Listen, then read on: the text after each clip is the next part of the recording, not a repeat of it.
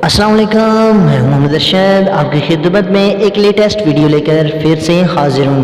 जो आज का क्वेश्चन है, जो इस पेपर का नंबर आया है वो है study skills. Study skills semester 1 यानी टर्म्स 1 एग्ज़ाम 2020 जो कोरोना वायरस से पहले जो पेपर हो चुके हैं उसका जो क्वेश्चन आए थे वो मैं आपके साथ डिस्कस करूंगा। तो मैं ज़्यादा टाइम नहीं वेस्ट करूंगा क्योंकि टाइम बहुत कीमती होता है हर एक शख्स का। तो वीडियो को स्टार्ट करते हैं।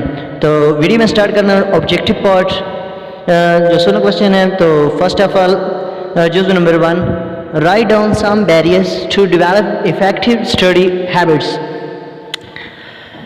आपने वो रुकावटें जो स्टडीज़ की आदात में रुकावटें आती हैं उसको के जो बैरियर हैं, जो रुकावटें हैं उसको आपने डेवलप करना है। उसके जो इफेक्टिव होते हैं डेवलप हुए हैं उनको आपने डिस्कस करना है। तो सेकंड पार्ट, सेकंड जुज़ है what is mean by source card. Source card क्या है, उसका क्या मतलब है, तो वो आपने उसको हल करना है। तो अब जुज़ नंबर 3 है डिफाइन मोनीमोनिक्स की तारीफ करें। उसके बाद है question number 4, what is guide words in a dictionary.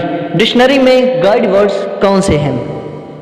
Question number 5, differentiate between group discussions and seminars. Seminar और ग्रुप डिस्कशंस में क्या फ़र्क है। जुज़ नंबर 6, डिफाइन ब्रेनस्टॉर्मिंग की तारीफ करें। जुज़ number 7, how does topic sentence relate to concluding sentence. Concluding sentence और सेंटेंस रिलेट जो है वो कैसे बनता है या कैसे आता है, उसकी आपने तारीफ करनी है। क्वेश्चन नंबर जुज़ number 8, different between intensive reading and extensive reading of a text. Extensive reading और एक्सटेंसिव रीडिंग ऑफ टेक्स्ट, इनका आपने फ़र्क लिखना है। जुज़ number 9, different between coherence and coherence. Coherence और कोहेरेंस में आपने फ़र्क लिखना है। जुज़ number 10, what is meant by abbreviations. Abbreviations का क्या मतलब है वो आपने थोड़ी सी वजाहत करनी है। जुज़ number 11, what is the advantage of being aware of tax organizations. Tax organization की आगाही के बारे में आप क्या उसके फ़ायदे हैं वो आपने उसकी आगाही के बारे में बताना है। जुज़ number 12, what are the ways in which subject matter of topics can be expressed. Subject matter में आप किस तरह टॉपिक का इजहार कर सकते हैं।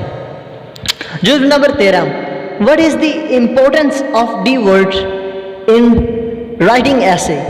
राइटिंग ऐसे में डी वर्ड्स की अहमियत क्या है।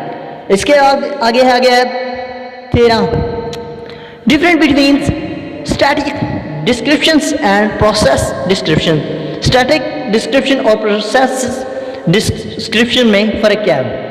What is meant by extemporaneous methods of oral presentations.